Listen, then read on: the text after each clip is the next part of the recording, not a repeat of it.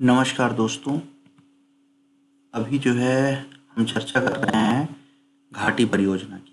तो इसके पहले जो है हमने जो है बात की है, सबसे पहले हमने बात की चंबल नदी परियोजना, इसके बाद बाणसागर परियोजना, और आज ये तीसरा वीडियो है जो हम आपके सामने लेके आए हैं, वो नर्मदा घाटी परियोजना के ऊपर है। ठीक है, ये बेसिकली मैं एक डायग्राम आप लोगों के लिए स्पेशल लेके आया हूँ, जिससे ये पता चलता रहेगा कि कौन सी परियोजना कहाँ पर स्थित है और हम कौन सी परियोजना पढ़ रहे हैं।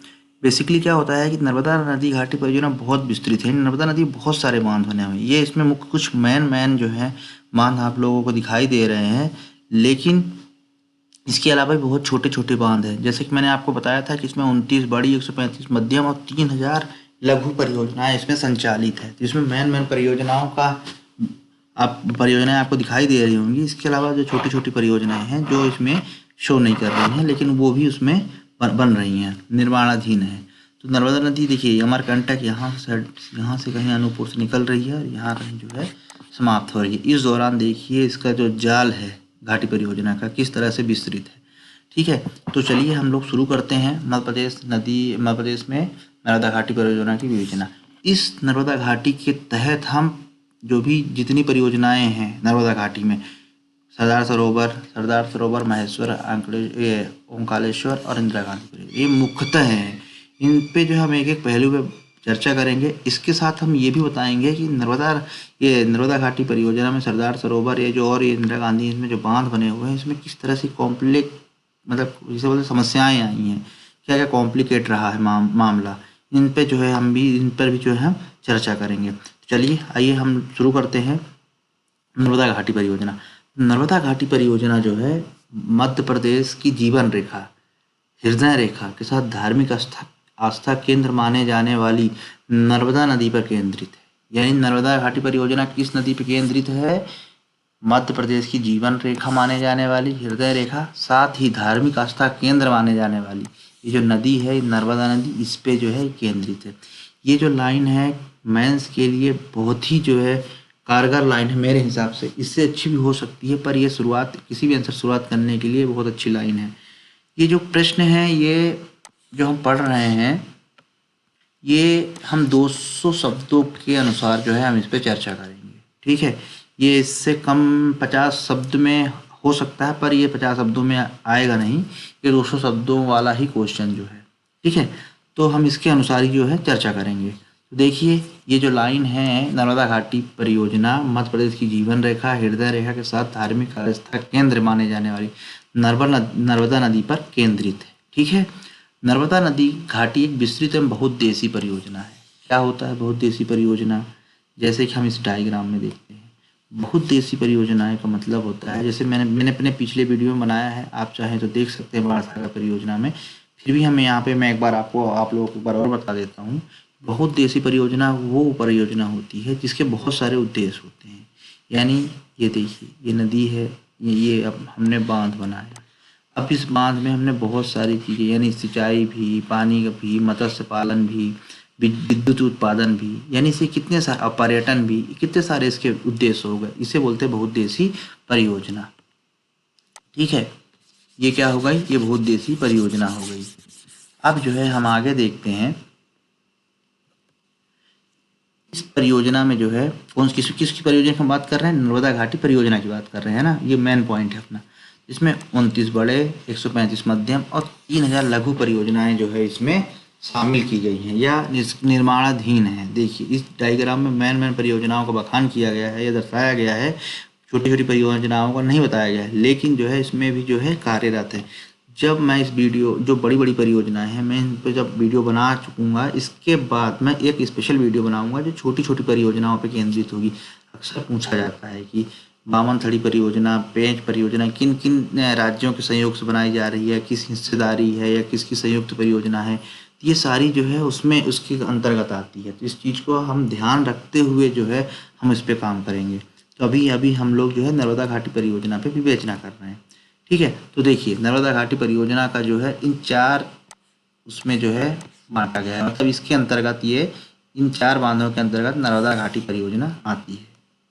ये डायग्राम बताने का विशेष मतलब ये है कि आपको पता चलते रहना चाहिए कौन सा बांध कहाँ है और किस किस जगह पे अवस्थित है, जिससे कि आपको आसानी से चीज़ याद रहे। क्या होता है कि हम बहुत सारी किताबें पढ़ तो लेते हैं, नर्मदा परियोजना, ये परियोजना, वो परियोजना, पर हम उसको एकदम डायग्राम के माध्यम से नहीं समझ पाते या उसको नहीं देख पाते। तो क्या होता है, जब हम लिखने जाते हैं तो हमें वो डायग्राम क्लिक नहीं करता, वो कुछ शब्द हैं जो उसमें मिस हो जाते हैं, वो शब्द बहुत इंपॉर्टेंट शब्द मिस हो जाते हैं, है ना। तो हम डायग्राम से समझने का यही बेसिकली मतलब है, हमारा मकसद है कि जिससे कि अगर आपको कुछ मिस भी हो रहा है तो डायग्राम के माध्यम से हम आसानी से याद कर पाएँ और उसको वहाँ पर हम लिख पाएँ।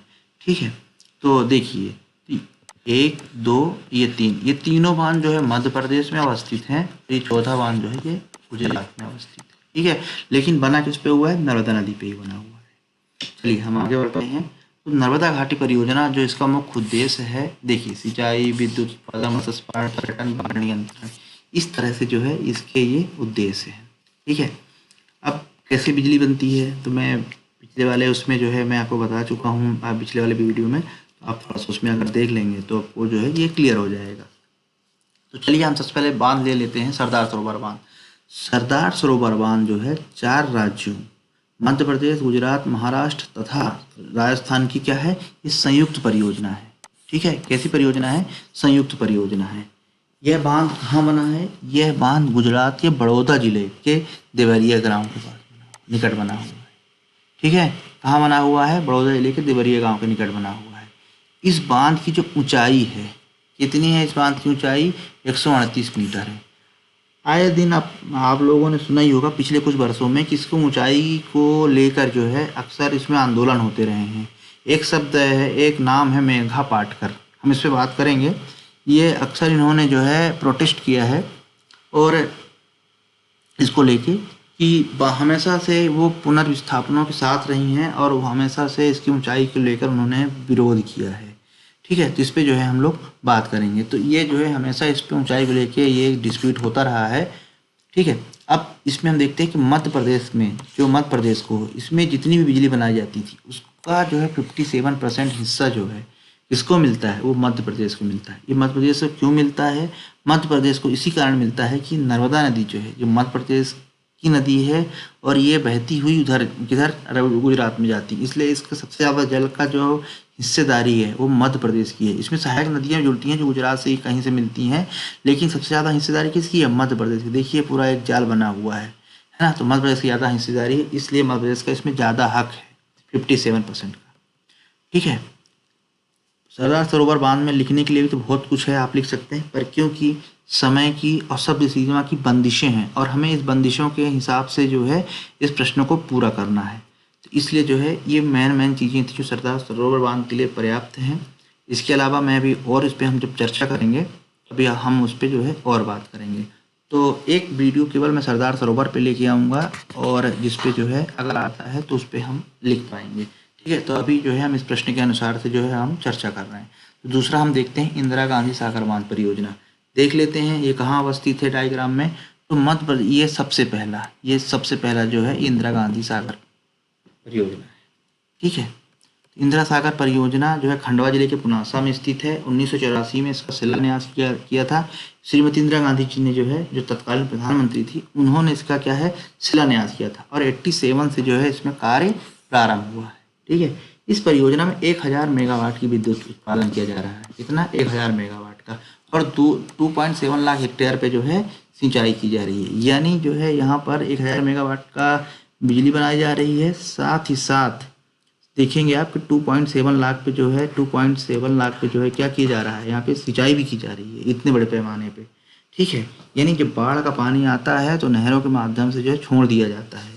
यहाँ ये बांध बनाने का एक मेन उद्देश्य ये भी है कि अगर नहीं बनाएंगे तो बह जाएगा, अगर हम इसमें बांध बना लिए तो पानी रुकेगा और जब ज़रूरत होगी सिंचाई, किसानों को सिंचाई के लिए, तो हम क्या कर सकते हैं, उनको पानी ये दे सकते हैं। चलिए इस कड़ी में जो अगला है ओमकालेश्वर। डायग्राम में देख लेते हैं ओमकालेश्वर कहाँ है। ओमकालेश्वर यहाँ कहीं अवस्थित है, देखिए। ठीक है,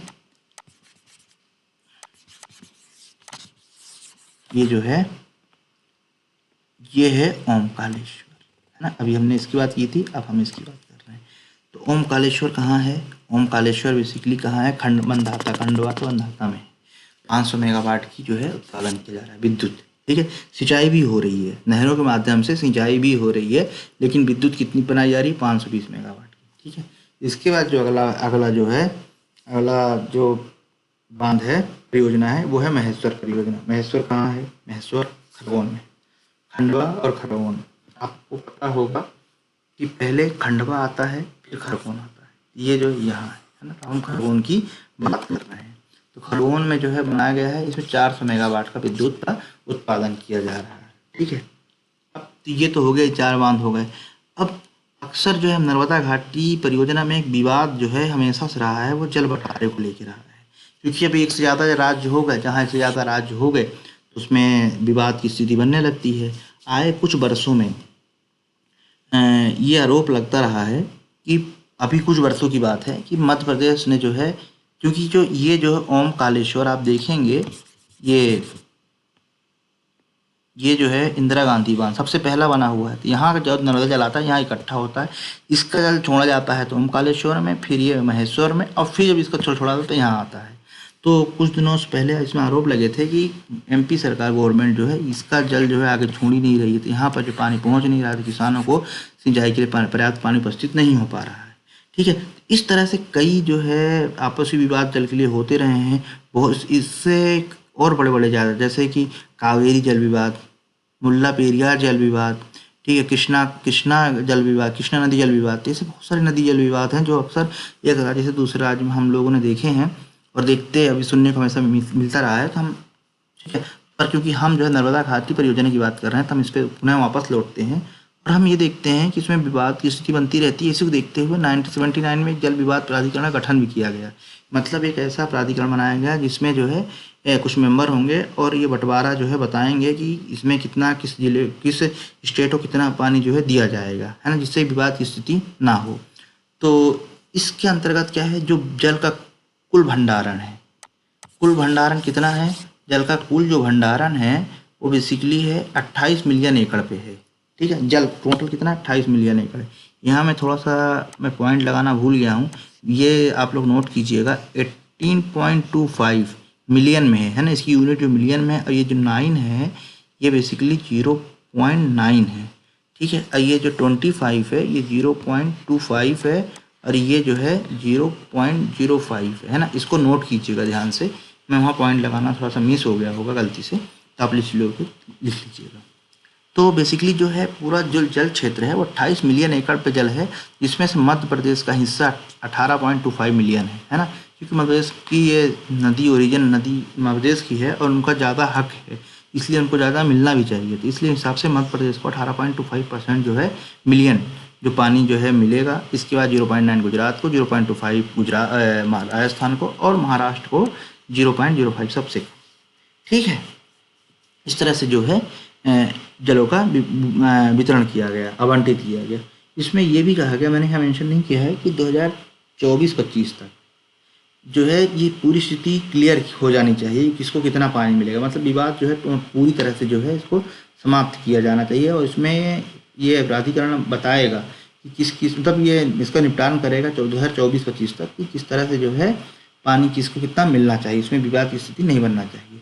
अब इसमें क्या हुआ है, अब नर्मदा घाटी में एक पहलू ये भी आया सामने कि इसमें बांध बन गए, सबकी सिंचाई सब चीज़ हो रही, लेकिन इसमें एक पहलू ये आया कि इस परियोजना से पर्यावरण को नुकसान हो रहा है, वनों का विनाश हो रहा है, जैसे संपदा का मतलब खतरे में पड़ रही है। वहाँ बहुत से लोगों को विस्थापित किया गया। आप लोग देखिए, अगर कोई डैम बनता है तो डैम बनने में एक बहुत बड़ा नुकसान ये होता है कि पर्यावरण का बहुत बड़ा क्षेत्र डूब क्षेत्र में आ जाता है, जिससे कि वो पेड़ नष्ट हो जाते हैं, एक बहुत बड़ी आबादी सफ़र करती है। सफ़र कैसे करती है, उसको विस्थापित होना पड़ता है। नर्मदा घाटी परियोजना से एक बहुत बड़ी आबादी जो विस्थापित हुई है, आपने हरसूद का नाम सुना होगा, ये जब डूब क्षेत्र में आया था, आप चाहे तो यूट्यूब में देखेंगे कि मतलब ये इसमें लोग अपना घर जब छोड़ के जाते हैं तो कितनी तकलीफ होती है। तो इस क्षेत्र के मुआवजा मिलना, एक कंपनसेशन मिलना एक अलग बात है, पर क्योंकि जिस घर में आदमी रह रहा है, अगर वो डूब क्षेत्र किसी कारण में छोड़ना पड़े और उसके एवज में जो है थोड़े से पैसे दे के जो है उसको कहीं और विस्थापित किया जाए तो बहुत तकलीफ होती है। ये उसी के अंतर्गत जो है ये चीज़ें आई हैं, तो इसमें क्या हुआ है, पर्यावरण को, ये पहलू है एक नर्मदा घाटी पर का, एक दूसरा पहलू ये भी है। अभी हमने उसकी अच्छाइयाँ पढ़ी, अब थोड़ा सा उसमें नकारात्मक चीज़ें हैं जो कि ये जेन्युइन है। तो पर्यावरण को नुकसान, वनों का विनाश या संपदा को नष्ट का खतरा, विस्थापित परिवारों को समुचित पुनर्वास न हो पाना, और भूकंप की आशंका जैसी समस्याओं को पूरी तरह से निदान न हो पाना एक जटिल समस्या बन गई है। ठीक है, इसमें बड़ी ये समस्या है। आप चाहें तो इसको इस तरह से लिख सकते हैं या अपने शब्दों में भी इसको लिख सकते हैं। यही कारण है कि मेघा पाटकर, बाबा आमटे जैसे जो समाज सेवी ने, इन्होंने नर्मदा बचाओ आंदोलन शुरू किया और उसको जो है उन्होंने प्रोटेस्ट करने की कोशिश की। बेसिकली क्या होता है कि जब बांध बनता है तो नदी की जो फ्लो है, बहने की जो गति है, तो वो अपने गति से बहती है, उसके साथ जीव जंतु, बहुत सारे मिनरल, सारी चीज़ें अपने हिसाब से बहती रहती है। लेकिन आप सोचिए कि जब उस पानी को रोक दिया जाता है तो उसको पर्यावरण पर किस तरह से खतरा आता है, बहुत सारे जीव जंतु मर जाते हैं।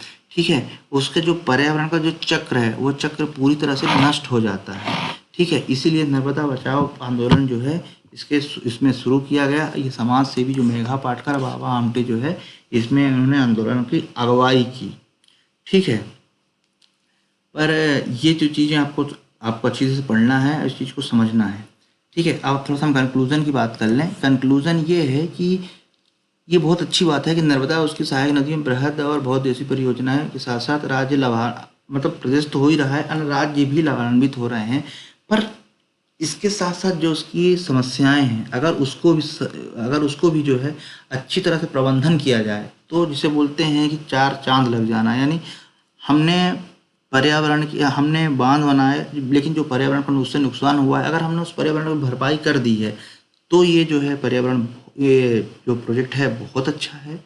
ठीक है, अब इसे हम कैसे कर सकते हैं, जन भागीदारी और सरकार के संकल्प द्वारा इसे पूरा किया जा सकता है। ठीक है, तो कंक्लूजन एक बार हम और देख लेते हैं। अतः स्पष्ट है कि नर्मदा में की सहायक नदियों द्वारा निर्मित बृहद और बहुउद्देशीय परियोजनाओं से प्रदेश के साथ साथ अन्य राज्य लाभान्वित हो रहे हैं, परंतु पर्यावरण तथा पुनर्वास जैसी समस्याओं का प्रबंधन भी जरूरी है। ठीक है, हम इसको इग्नोर नहीं कर सकते हैं, क्योंकि देखिए अल्टीमेटली हमने ये प्रोजेक्ट किस लिए बनाया, समाज के लिए, जनता के लिए बनाया। अगर वही उसमें कष्ट में है तो फिर वो किसी काम की नहीं है। तो इसलिए जो है हमको इसका भी जो है ध्यान रखना होगा।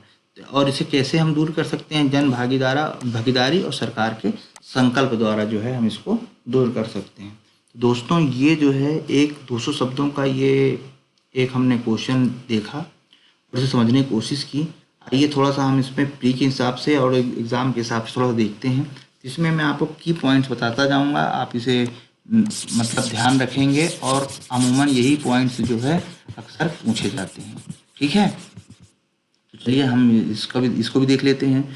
तो मध्य प्रदेश की हृदय रेखा किसे कहा जाता है, नर्मदा। हृदय रेखा, जीवन रेखा किसे कहा जाता है, बहुत बार क्वेश्चन प्री में पूछा गया है, वो है नर्मदा नदी। ठीक है, इसके बाद मध्य प्रदेश में मध्य प्रदेश में कितनी परियोजनाएं इस पे चल रही हैं, बड़ी इतनी, छोटी, मध्यम इतनी, लघु इतनी। ये भी एक आध बार पूछा गया है। सरदार सरोवर बांध कहाँ बना हुआ है, ये गुजरात में बना हुआ है, बड़ौदा के देवरिया में। ये इंदिरा गांधी, ओमकारेश्वर और महेश्वरी तीनों मध्य प्रदेश में बने हुए हैं।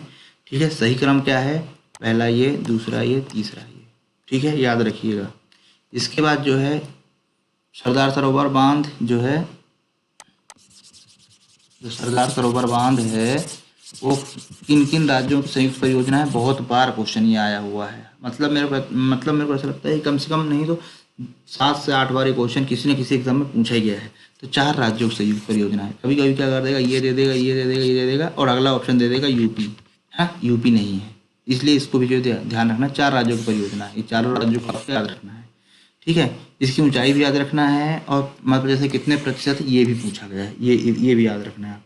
इसके बाद इंदिरा सागर बांध परियोजना याद रखना है, कहाँ पर बना हुआ है, कब इसका उद्घाटन शिलान्यास हुआ है, और कितनी विद्युत पैदा की जा रही है, ये भी आपको याद रखना है। महेश्वर कहाँ है और कितनी विद्युत पैदा की जा रही है।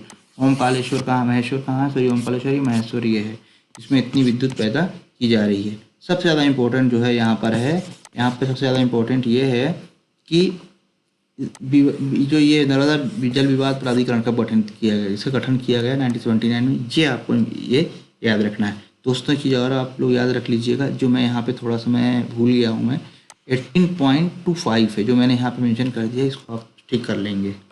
इसके बाद जो है नर्मदा बचाओ आंदोलन से 2 व्यक्ति मेघा पाटकर और बाबा आमटे, ये लोग जुड़े हुए हैं किस पे, नर्मदा बचाओ आंदोलन से। ठीक है, इसको आप लोग अच्छी तरह से ध्यान रखेंगे।